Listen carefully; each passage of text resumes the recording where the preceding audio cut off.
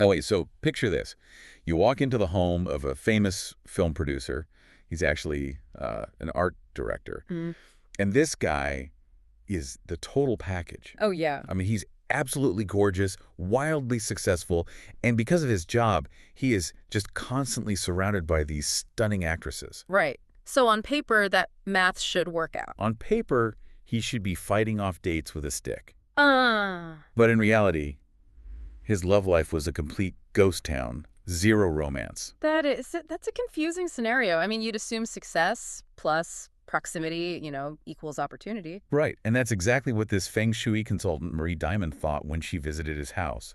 She's confused. She's looking at him thinking, how are you single? But then she saw something. She did. She starts looking around at his art. And remember, he's an art director, so the visual stuff is his whole life. He had these beautiful paintings of naked women in every single corner of the house. Okay, sounds promising so far. You would think. Yeah. But, and here's the kicker, they were all draped in this heavy fabric, or turning away or hiding their faces. Every single one. It was like the art was just screaming, I don't see you. And let me guess, he didn't just buy them. Nope. He painted them himself. He told her, I love that style. I painted it myself. Oh, that's even worse. That's what Diamond said. That's even worse. You put your own creativity into depicting rejection. He was literally painting this world where women were turning away from him. That is fascinating. I mean, it's a perfect visual metaphor for what we are covering today. It's not just about decor. It's the subconscious script he was writing. Totally. Yeah. And the result. She told him to fix it. He painted a new narrative. First, he actually overcorrected and painted this chaotic scene with too many women. Ah.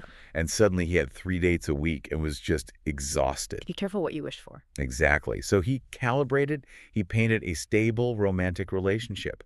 And a year later, married. I love that story because it sounds like magic, but it's really about alignment. And that is our whole mission for this deep dive. We're unpacking the source material from The Secret, specifically on relationships. Yeah, we've got bits from Marie Diamond, Mike Dooley, Lisa Nichols, a few others. Right. And we're not just talking about, wishing for love. This goes deeper. The core premise we're pulling from these sources is that relationships aren't just about finding the right person. No, it's about preparing your space, your actions, and your self-perception to actually receive them. It's about clearing the path. Exactly. It's about alignment. So let's go back to that art director for a second, because on the surface, he was saying, I want a girlfriend. Right. But his environment, those paintings, was broadcasting something else entirely. It creates a contradiction. And this is a huge concept in the source material. Marie Diamond points out his conscious words were, I want romance, but his subconscious thoughts manifested in that art where women turn away from me. Okay, so that makes sense. But here is where it gets really interesting. The text argues that actions are actually thoughts that have caused us to act. Whoa. Hang on, unpack that. Actions are thoughts that have caused us to act. Well, think about it. We tend to separate our thoughts from our physical world, right? But this argues that your environment and your behaviors are just, well, they're like fossilized thoughts. The physical evidence of what you really believe. Yes. So, if your actions like painting women who ignore you contradict your wishes, the wish can't manifest. You are basically canceling out your own signal. It's like trying to drive with the parking brake on. You're revving the engine with your affirmations, I want love, but the car isn't moving because your environment is locked down. That's a great analogy. You can rev that engine all day, but if the mechanism of your life is set to stop, you are not going anywhere. And speaking of cars. Yes. This leads perfectly into one of the most practical and frankly funniest stories from the stack. This one is from Mike Dooley. The garage story. The garage story. Okay, so for anyone who hasn't heard this one, there's this woman. She wants the perfect partner. She does everything right, Yeah. makes the list, does the visualization, gets super clear. But nothing. Nothing. Not a blip on the radar. And then she comes home one day, pulls into her garage, and has this realization. She parks her car dead center, right in the middle. So there's no room. Literally nowhere for him to park. If her perfect partner drove up right at that moment, he'd have to park on the street. It sounds so trivial, almost silly, but it's symbolic of a much deeper issue about making space. Oh, she didn't stop there. She went inside, looked at her wardrobe, jammed full. Not an inch of space for a partner's clothes. Yeah. She looked at her bed, Let me guess. Sleeping right in the middle. sprawled out like a starfish. Her whole life was physically structured for a single person. She had maximized her singlehood. So she had to change the structure. She did. She cleaned the garage, started parking on one side. She cleared out drawers, started sleeping on her side of the bed. And get this, she told this whole story to Mike Dooley while sitting next to her perfect partner. Who showed up after she made the space. After she made the space. But, okay, let me play devil's advocate for a second. Is this just, like, psychological priming? Is it magic? What's the mechanism here? Well, the source material calls it the physics of alignment. You Okay. cannot just wish for something new while you're still clutching onto the status quo. You have to create a vacuum. Because the universe hates a vacuum. Exactly. It will rush to shill it. But if your life is cluttered physically, emotionally with I am single or I am stuck, there's just no room for the new reality to come in. It's a logic problem. You want a partner, but there's nowhere to put him. Precisely. It reminds me of the story about Glenda, the production manager for The Secret. She wanted to move from Australia to the US. She was wishing and hoping, but she was still living like she was staying in Australia. Right, she was hedging her bets. Totally. Until she started acting as if. She canceled her memberships, gave away stuff. She literally packed her suitcases before the job was locked in. And 4 weeks later, she was in the US. That's the critical distinction. Acting as if isn't just pretending, it's preparation. It creates an expectancy. It signals you believe it's inevitable. It really makes you look at your own house differently. Okay, let's just pause and ask you, the listener, right now. Look around the room you're in. Or think about your bedroom. If your perfect scenario, a partner, a new job, whatever, walked in the door, is there physically room for it? Or is your life so cluttered with the status quo that there's no space? Are you asking for a guest but leaving the door locked and the hallway full of boxes? I feel like a lot of us are standing in a hallway full of boxes wondering why no one is visiting. Okay, so we've established we need to clear the physical space, the garage, the closet, the creepy paintings. Right. But let's shift gears. Let's unpack the internal environment. Because according to Lisa Nichols and James Ray in the text, you can have an empty closet, but if your internal signal is garbage, you're still going to attract garbage. And this brings us to what I call the you factor. James Ray puts it so bluntly in the source material. He asks, how can you ever expect anyone else to enjoy your company if you don't enjoy your own company? Oof. It's a harsh truth. But isn't that a little circular? Like, I'm unhappy because I'm alone, but I'm alone because I'm unhappy. It feels like a trap. It can feel that way, but it's mechanical. Think of it like a radio broadcast. If you treat yourself poorly, talk down to yourself, you are broadcasting a signal that says, I am not worthy. And the law of attraction, or even just basic psychology, matches that frequency. Exactly. It brings you people who agree with you, people who also treat you poorly. Because if you don't treat yourself with respect, you are vibrating at a frequency that says disrespect is acceptable here. This is where we run into a major societal roadblock, though, because we're taught that sacrifice is noble. Put everyone else first. Especially women, yeah. But everyone. Sacrifice your happiness for the group. But the source material just flips that completely on its head. It does. It argues that sacrifice comes from a mindset of lack. It's based on the belief that there isn't enough to go around, so I have to go without. And the problem with sacrifice, according to the text, is that it almost always leads to resentment. Oh, absolutely. You give and give until you're empty, and then you're angry that no one is giving back. You're just sitting there thinking, look at all I did for you. Exactly. And that energy is repulsive, not attractive. Dr. John Gray has a great metaphor here. He says you have to fill yourself up first until you overflow. He has this quote I love.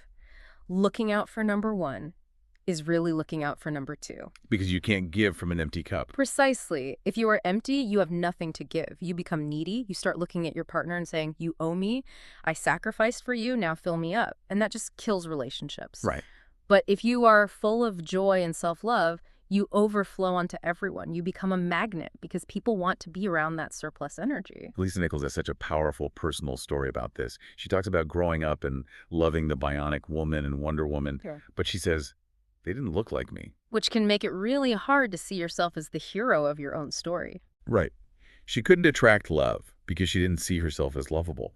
And she says it wasn't until she fell in love with her own, I love this phrase, mocha skin, full lips, round hips, and curly black hair. Once she loved that, the rest of the world could fall in love with her too. It's all about frequency. When you feel bad about yourself, you are on a frequency that blocks the good stuff. Hmm? Health, wealth, love. You're literally tuning out the broadcast you want to hear. And Bob Proctor throws in a little humor here, too. He says, I want to kiss myself sometimes. It sounds so funny, right? And a little narcissistic if you take it out of context. Right. You picture a guy just staring at himself in the mirror making duck lips. But he clarifies, it's not conceit. It's healthy respect. It's that feeling of, hey, I'm actually pretty cool, and that is so crucial. You have to be the solution to your own happiness. You have to be the magnet. You're the magnet. If you're waiting for a partner to come along and fix your self-esteem, you're waiting for a train at the bus stop. It is not coming. So here's the question for the listener on this one, and be honest with yourself. If you met someone who treated you exactly the way you treat yourself, talk to you the way you talk to yourself in your head, would you want to date them? Or would you run for the hills? Yeah, I think most of us would be running. We are often our own worst emotional abusers. Okay, so let's do a mini recap. We've covered single people looking for love. The formula is clean the garage, which means make space, and love yourself, which means fix the signal. But what about people listening who are thinking, I'm already in a relationship, and frankly, it's a mess? Yeah, the spark is gone or there's constant tension. Does the source material address that? It does, and this is a really important section. It deals with what Marcy Shimoff calls the complaint loop. We are culturally conditioned to complain. We bond over it. We sit around and say, my coworkers are lazy. My husband is messy. My kids are difficult. It's practically a sport. It feels good to vent. It feels like connection. It feels good temporarily, like scratching an itch. But the law, as described in The Secret, is clear. What you focus on expands. When you complain about your partner's laziness, you are focusing on it, energizing it, and basically asking the universe for more of it. That's terrifying. It implies that by venting about the problem, I'm actually fueling it. Exactly. Because we think we're fixing the problem by focusing on it, but we're actually cementing it. You are painting a mental picture of lazy husband over and over, just like the art director painted rejection. So how do we break the loop? I mean, it's hard to ignore when someone is actually being annoying. You can't just pretend the socks aren't on the floor. True. But the source material offers a very specific 30-day challenge. And this is something you, the listener, can literally start today. Okay, walk us through it. You take a piece of paper. For the next 30 days, you write down all the things you appreciate about that person. Not what they should do, but what they do. Like their sense of humor. Their sense of humor, the way they supported you that one time, their smile, the way they make coffee. You are forcing your brain to hunt for the good stuff. You're retraining that filter in your brain. Exactly. And the claim is, when you shift your focus to their strengths, two things happen. One, you get more of those strengths because you're reinforcing them. Right. Positive reinforcement. People perform better when they feel appreciated. And two, the problems start to fade because you aren't feeding them energy anymore. You simply stop noticing the socks as much because you're too busy noticing the smile. It reminds me of what Lisa Nichols says at the end of this section about responsibility. She says, no one else, spouse, parent, child, has the control to create your happiness. That's a liberator, but it's also a heavy responsibility. It really is. She says they only have the opportunity to share in your happiness. Think about the pressure that takes off a relationship. If I expect you to make me happy, I am setting us both up for failure. It's a burden no one can carry. Yeah, that's impossible. But if I bring my own joy to the table and you bring yours, then we're just sharing the surplus. That's a sustainable model. So if you're in a rocky patch, stop looking at what's wrong. Stop outsourcing your joy. Start the list. It sounds almost too simple, but it changes the frequency of the whole household. It shifts the paradigm from fix me to let's enjoy this. Okay, let's bring this all together. We've covered a lot of ground, from paintings of naked ladies to cleaning out garages to appreciation lists. When you look at all these sources collectively, Diamond, Dooley, Nichols, Gray, a clear pattern emerges. Relationships, according to The Secret, aren't about luck. They are not random. No, they seem to be a result of three very controllable things. Right. Let's recap them. First, environment. Does your physical space allow for a partner? Think of the art director and the woman with the garage. Right. Create the vacuum, which means literal cleaning, making space in the closet, stop starfishing in the bed. Second is self-frequency. Do you love yourself enough to broadcast a signal of worthiness? Like Lisa Nichols said, you can't expect the world to fall in love with you if you haven't. Which involves stopping the self-sacrifice and filling your own cup first. And third is focus, especially in existing relationships. Are you watering the weeds by complaining or watering the flowers by appreciating? The 30-day list is the tool there. It's so empowering because it puts the ball back in your court. You don't have to wait for someone to come knocking. Yeah. You have work to do right now. Exactly. And I want to leave the listener with a final thought based on that concept of acting as if. The source material suggests the universe corresponds to your expectations, not just your idle hopes. Okay, so where does that leave us? Well, if you really believed, truly expected, that your ideal relationship was inevitable, that it was on its way right now, you wouldn't be hoping. You'd be preparing. So look around your life today. If you stopped hoping for a better relationship and started preparing for one, what is the first thing in your house that you would need to change right now? Wow, that's something to chew on. Go move your car to the side of the garage, everyone. Thanks for listening to this deep dive. See you next time.